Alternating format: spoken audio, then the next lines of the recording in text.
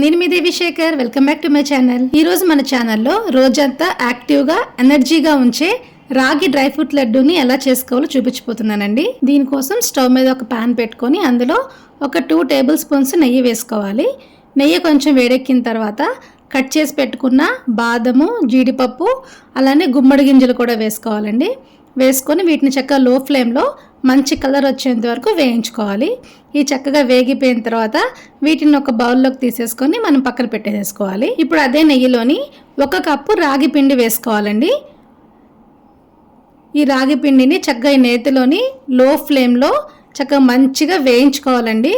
మధ్య మధ్యలో చక్కగా కలుపుకుంటూ పిండి మొత్తాన్ని కూడా చక్కగా వేయించుకోవాలి. ఎక్కడ మాడిపోకుండా ఉండేలా చూసుకోండి. ఇది మంచిగా వేగుతూ ఉన్నప్పుడు మనం ఇందులో ఒక 1/2 కప్పు వరకు ఎండు కొబ్బరి తురుము వేసుకోవాలి. ఈ కొబ్బరి, ఈ రాగి పిండి కూడా చక్కగా మొత్తం అంతా కూడా కలుపుకొని మంచిగా వేయించుకోవాలండి. ఇది వేగుతున్నప్పుడు మనకి మంచిగా సువాసన వస్తుందండి.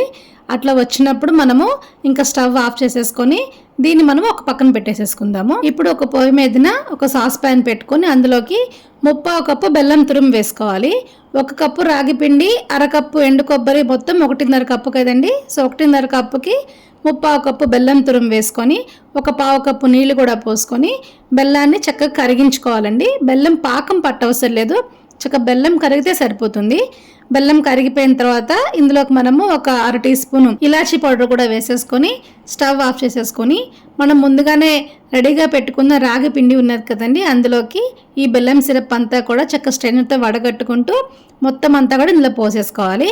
పోసేసుకొని చక్కగా ఈ సిరప్లోని ఈ పిండి అంతా కూడా కలిసిపోయేలాగా మంచిగా కలిపేసేసుకోవాలండి.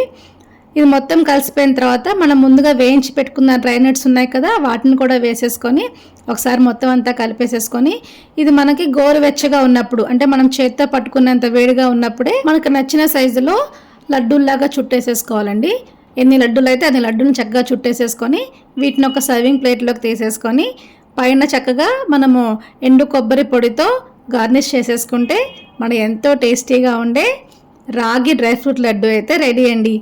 దీన్ని మనం 8 కంటైనర్లో పెట్టుకుంటే కనీసం ఒక వారం 10 రోజులు చక్కగా నిల్వ ఉంటాయండి. పిల్లలకి ఈ లడ్డూని రోజు పెట్టడం వల్ల వాళ్ళు రోజంతా ఎంతో ఎనర్జీగా యాక్టివ్గా ఉంటారండి. మరి ఈ హెల్దీ రాగి డ్రై ఫ్రూట్ లడ్డు మీకు నచ్చిందా అండి? అయితే మీరు ట్రై చేసి మీకు ఎలా కుదిరిందో కామెంట్స్లో నాతో షేర్ చేయండి. Thank you.